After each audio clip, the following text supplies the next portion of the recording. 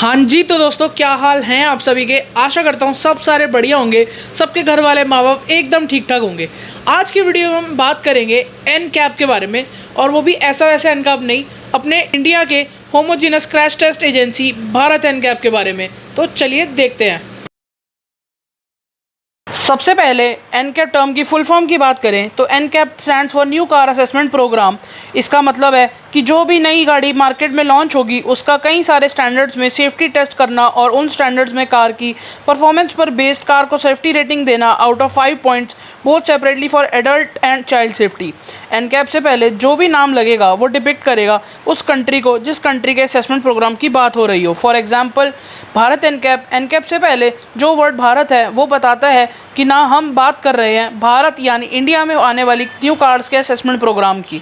2023 तक वर्ल्ड में specifically 11 N caps थे और 3-4 थे जो कि कार सेफ्टी पर नहीं बट पॉल्यूशन नॉर्म्स या हाईवे सेफ्टी के स्टैंडर्ड्स पर कार्स को टेस्ट करते हैं, तो उनको हम इस आज की वीडियो में ऐड नहीं करेंगे। जैसा कि मैंने बताया 2023 तक स्पेसिफिकली 10 एन कैप्स थे और 2023 में लेटेस्ट हमारी कंट्री इंडिया ने अपना होमोजेनस एन कैप डेवलप किया है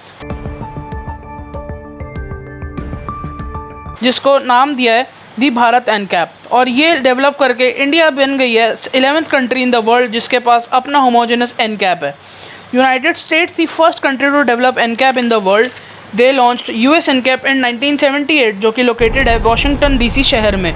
आपको ये जानकर हैरानी होगी कि भारत एन कैप डेवलप करने का प्लान तो बहुत सालों पहले ही बन गया था और भारत एन कैप भी आज से 10 साल पहले 2014 में ही डेवलप हो चुका होता, बट अनफॉर्चुनेटली ये प्लान पोस्टपोन होकर 2017 में शिफ्ट हो गया।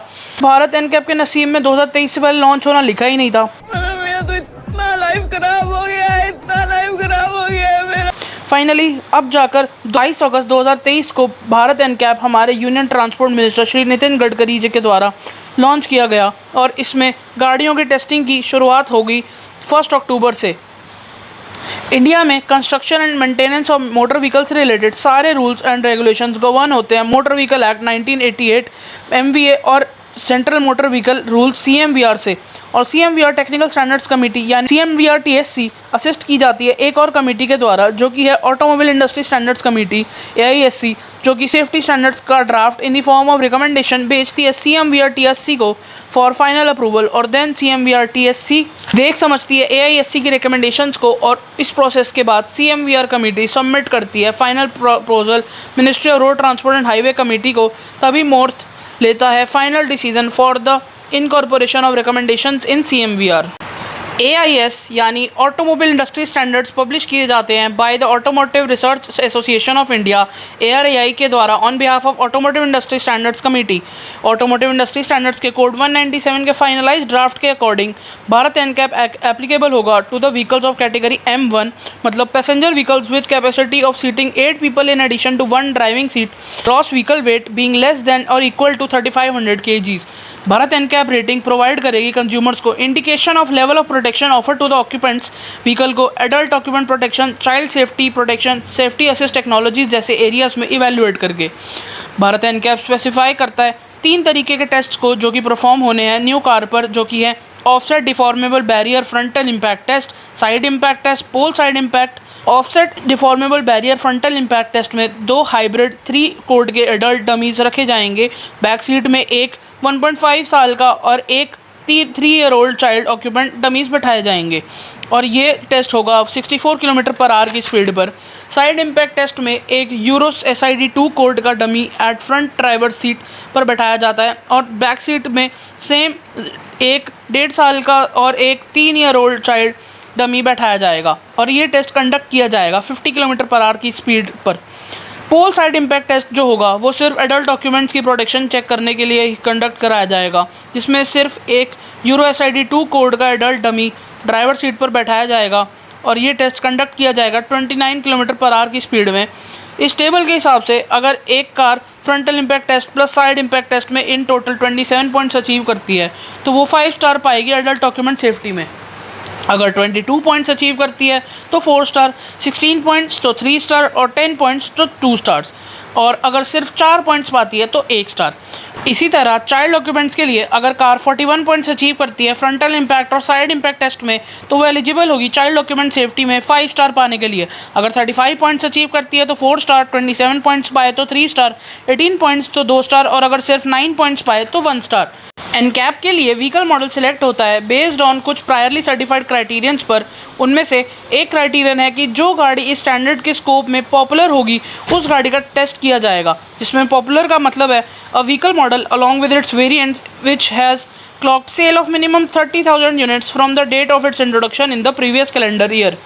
दूसरा क्राइटेरियन हो सकता है कि वो गाड़ी और वो मॉडल उस गाड़ी का जो कि रिकमेंड किया गया हो मॉर्थ के द्वारा based on the market feedback and analysis.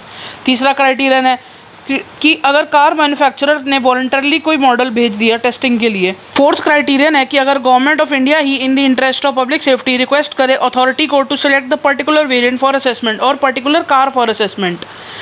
Market में पॉपुलर गाड़ी का टेस्ट करने का क्राइटेरिया फॉलो किया जाए तो बेस वेरिएंट उस गाड़ी का सिलेक्ट किया जाएगा टेस्टिंग के लिए, जिसमें सिर्फ बेसिक लेवल सेफ्टी इक्विपमेंट होंगे। In case Bharat NCAP authority ही सिलेक्ट कर लेती है व्हीकल को तो Bharat NCAP authority shall inform the car manufacturer regarding such nomination and also for sponsorship if possible.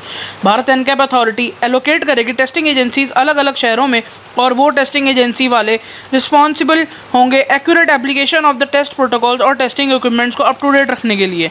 Before each test, the test agency must check that vehicles and other components scheduled for testing meet the vehicle test specifications। कुछ remotest cases में retest करना request किया जा सकता है by Bharat NCAP authority या car manufacturers के द्वारा। कुछ रिमोटेस्ट केसेस हैं जैसे if the test result presented by test agency is inadequate to access and compute the final star ratings.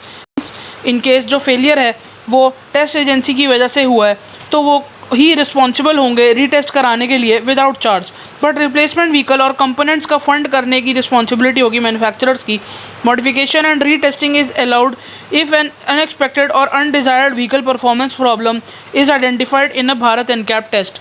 अगर कार की न्यू जनरेशन और अब फेसलिफ्ट आई है और डिज़ाइन मॉडिफिकेशंस हुए तो NCAP rating would be effective और पुरानी रेटिंग इनवैलिड मानी जाएगी, और ये प्रिवेंट हो सकता है बट ओनली आफ्टर जब मैन्युफैक्चरर प्रूव कर दें कि कोई सेफ्टी स्ट्रक्चर में चेंज नहीं हुआ है। और ये प्रूव होगा थ्रू डॉक्यूमेंट्री एविडेंसेस।